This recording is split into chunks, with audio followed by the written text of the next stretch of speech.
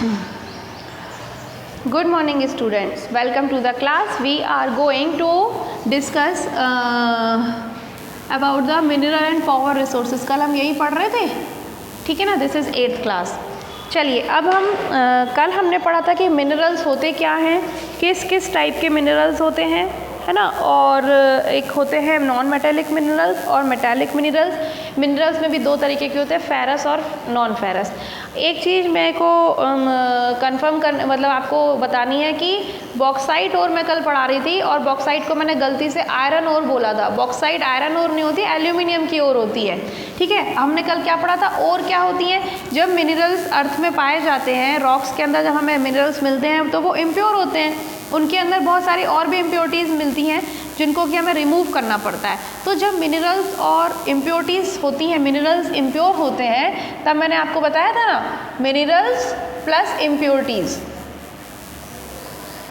ठीक है. और इज इक्वल टू क्या होता है, और होता है. यानी कि अर्थ सरफेस में या रॉक्स के अंदर जो मिनरल्स पाए जाते हैं वो और के फॉर्म में होते हैं, ठीक है, ORE. और इस ओर से हमें मेटल को एक्सट्रैक्ट करना पड़ता है, मतलब हमें प्योर मेटल उसमें से निकालना पड़ता है. तो बहुत सारे अलग अलग टाइप के होते हैं. जैसे एल्यूमिनियम ओर जो होती हैं, उसमें जो मेन ओर होती है वो है बॉक्साइट, ठीक है. और कल मैंने इसको गलती से आयरन बोल दिया था. ऐसी तरह से हेमेटाइट जो होती है वो होती है आयरन की ओर.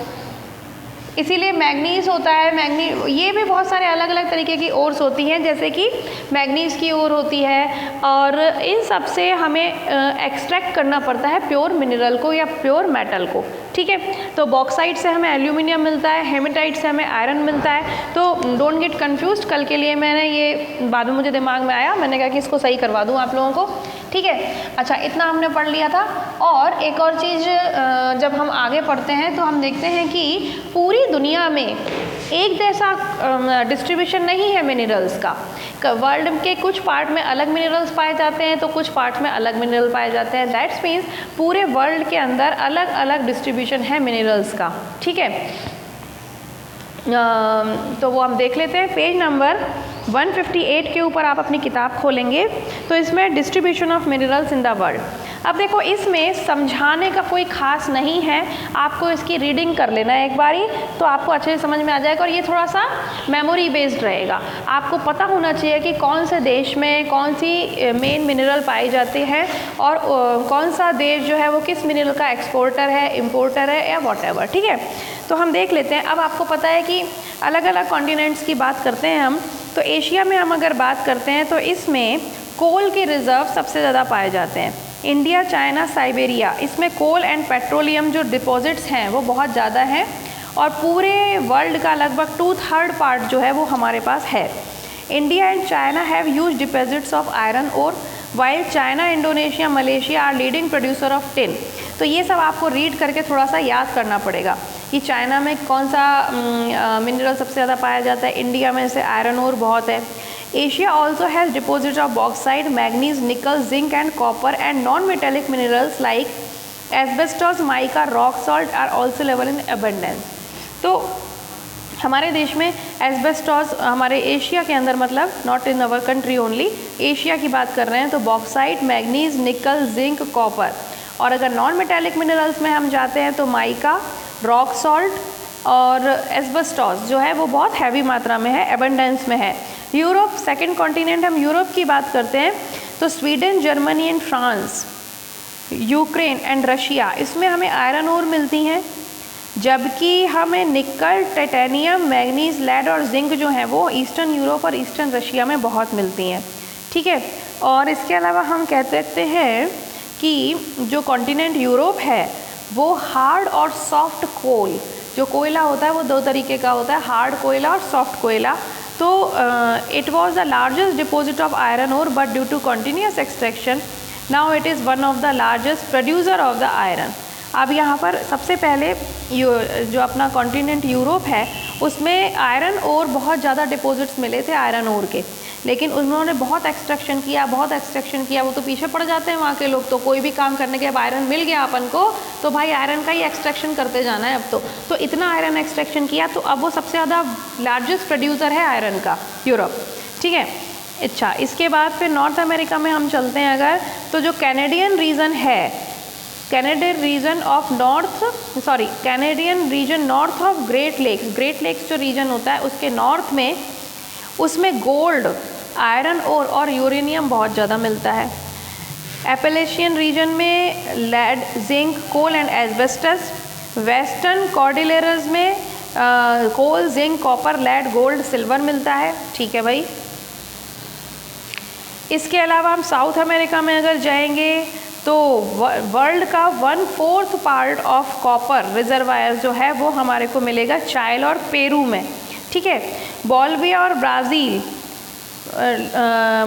टिन के लार्जेस्ट प्रोड्यूसर्स में से एक हैं। साउथ अमेरिका में हमें gold, silver, zinc, chromium, manganese, bauxite, mica, platinum, asbestos और डायमंड मिलता है। Large quantities of petroleum and natural gas जो है वो अर्जेंटीना, वेनेजुएला, चाइल, पेरू एंड कोलंबिया में मिलते हैं। अफ्रीका में अगर हम चलते हैं तो यहाँ पर 1/3 ऑफ वर्ल्ड रिसोर्सेज, जितने भी हमारे पास मिनरल्स मिलते हैं पूरे वर्ल्ड में, उसका 1/3 पार्ट हमें अफ्रीका में मिलता है। It is the largest producer of diamond, gold and platinum. Wow, Africa में सबसे ज़्यादा डायमंड, गोल्ड और प्लैटिनम, ये तीनों ही चीज़ें सबसे ज़्यादा प्रीशियस जो, या फिर हम कह सकते हैं कॉस्टली, प्रीशियस तो सभी होते हैं बट जो सबसे ज़्यादा कॉस्टली होते हैं वो तीनों चीज़ें यहाँ मिलती हैं। Nearly 46% of diamond production is from Africa. देखो, आप सोच के देखो, अफ्रीका में वैसे वहाँ के लोग इतने बुरे हाल में रहते हैं लेकिन 46% ऑफ टोटल डायमंड वहीं मिलता है, वो प्रोड्यूसर है। 89% ऑफ प्लैटिनम तो और भी ज़्यादा होता है, and 81% chromium, cobalt is expected to be found in Africa.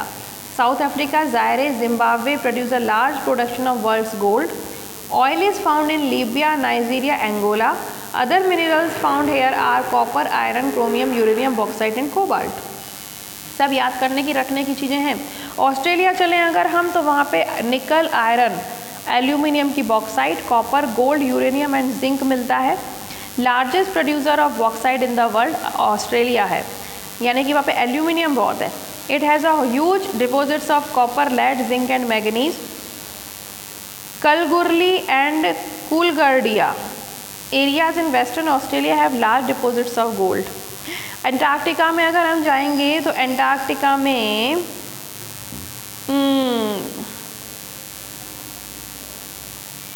South America, South Africa और ऑस्ट्रेलिया से लिंक्ड है वहाँ की जितनी भी जियोलॉजिकल नॉलेज है। ठीक है। And it is though predicted that there is a huge deposits of minerals but their extraction and transportation in places where they can be used would be very expensive and hence it not economical. वहाँ पर ऐसा सोचा तो जाता है, मतलब वहाँ पे ऐसा अंदाज़ा तो है साइंटिस्ट को, कि एक जियोलॉजिस्ट को, कि बहुत सारा कुछ है, मिनरल्स मिल सकते हैं, पर वहाँ पे जाके उनका एक्सट्रैक्शन करना, उनका एक्सपोर्ट करना, ट्रांसपोर्ट करना, that will be very expensive और वो इकोनॉमिकल नहीं होगा। इसके अलावा ये कह रहे हैं कि कोस्ट ऑफ अंटार्कटिका है, वहाँ पर widespread huge amount of coal पाया जाता है। कोल वहाँ पे बहुत है, coast of Antarctica. And trans Antarctic mountains जो हैं वहाँ पर iron and other metallic minerals जैसे कि गोल्ड, सिल्वर और ऑयल, वो भी वहाँ पर कॉमर्शियल क्वांटिटीज़ में प्रेजेंट है। और Prince Charles mountain of east Antarctica में आयरन बहुत पाया जाता है। अब हम इंडिया की अगर बात करें, जो वर्ल्ड में जो ग्रीन डायमंड होता है वो सबसे रेयर है। अच्छा जी, rarest diamond found in the world is green diamond. अच्छा लगता होगा। The oldest rocks found in the world are in the western Australia, जो कि 4300 मिलियन ईयर एगो और 300 million year after earth was formed. बाप रे, इतना पुराना है, और जब अर्थ बनी उसके 300 मिलियन ईयर्स के बाद। ठीक है भाई। अब distribution of minerals in India, अगर हम आयरन देखें तो आयरन कहाँ कहाँ पाया जाता है, ये इंपॉर्टेंट होते हैं जब आप बड़े होकर एग्ज़ाम्स देते हो, किसी कॉम्पिटिटिव एग्ज़ाम के, IAS वगैरह के, या अपने स्टेट लेवल के, बैंक के देते हो, या फिर किसी भी चीज़ के देते हो, तो ये सब चीज़ें बहुत आप पूछी जाती हैं। पता है आपको, ये सारे के सारे जनरल नॉलेज में क्वेश्चंस पूछे जाते हैं। आप पूछ लेंगे भाई कि आयरन सबसे ज़्यादा कहाँ पाया जाएगा, वहाँ पे आपको 4 ऑप्शन दे देंगे, उसमें से आपको निकालना होता है आंसर। तो ये सारी चीज़ें आपकी मेमोरी बेस्ड है, इस पर देखिए एक्सप्लेनेशन का कुछ भी नहीं है, बस आपको याद करना है। ठीक है। तो इंडिया की हम बात कर रहे हैं, आयरन कहाँ कहाँ मिलेगा हमको? कर्नाटक, महाराष्ट्र, मध्य प्रदेश, गोवा, छत्तीसगढ़, ओडिशा एंड झारखंड। बॉक्साइट मतलब एल्यूमिनियम जो है वो आपको मिल जाएगा मध्य प्रदेश, झारखंड, उड़ीसा, महाराष्ट्र, तमिलनाडु, गुजरात, छत्तीसगढ़। माइका, माइका समझते हो? अभ्रक होता है। माइका की जो शीट्स हैं आजकल ये विंडोज़ वगैरह में यूज़ की जाती हैं, उसे कहते हैं माइका। ये बिहार, राजस्थान, हमारे राजस्थान में माइका बहुत मिलता है।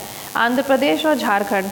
कॉपर सबसे ज़्यादा मिलता है हमको हमारे राजस्थान में, आंध्र प्रदेश, मध्य प्रदेश, कर्नाटका, झारखंड, ये सब अपने को कॉपर देते हैं। इसके अलावा लाइम स्टोन कहाँ मिलता है आपको? तो ये भी हमारे राजस्थान, तमिलनाडु, गुजरात, छत्तीसगढ़, मध्य प्रदेश। गोल्ड, गोल्ड कहाँ मिलता है भाई? कर्नाटका। कोलार गोल्ड माइंस जो हैं वो कर्नाटका में, आपकी बुक में छोटा सा डायग्राम भी दिया है, इसका एक पिक दी हुई है। सबसे ज़्यादा कर्नाटका में मिलता है गोल्ड, तभी साउथ वाले बहुत गोल्ड पहनते हैं। These mines are among the deepest mines in the world, making mining of this और एक्सपेंसिव प्रोसेस। अब क्या होता है, ये जो माइन है हमारे अंदर, हमारे देश में, कर्नाटक में, इसमें ये वर्ल्ड की सबसे डीपेस्ट माइंस में से है और इसीलिए यहाँ से गोल्ड निकाल के लाना बड़ा एक्सपेंसिव होता है। Salt, the three sources from which salt is obtained in India are sea, lakes and rocks. India is one of the world's leading producer of and exporters of salt. तो पता ही है आपको कि सॉल्ट कैसे बनता है, रॉक से मिलता है, इसीलिए इसे रॉक सॉल्ट कहते हैं। लेक्स और सी में से इसको एक्सट्रैक्ट किया जाता है। तो ये हमारे देश में बहुत ज़्यादा मिलता है और हमारा जो देश है वो इसका लार्जेस्ट प्रोड्यूसर भी है और लार्जेस्ट एक्सपोर्टर भी है। सबसे ज़्यादा यहीं से हम बेचते हैं सॉल्ट को। Uses of minerals and conservation of minerals. अब मिनरल्स के कितने सारे यूज़ हैं ये तो आपको खुद ही पता चल जाएगा। अगर हम सॉल्ट की बात करें तो खाने में सबसे ज़्यादा सॉल्ट यूज़ होता है।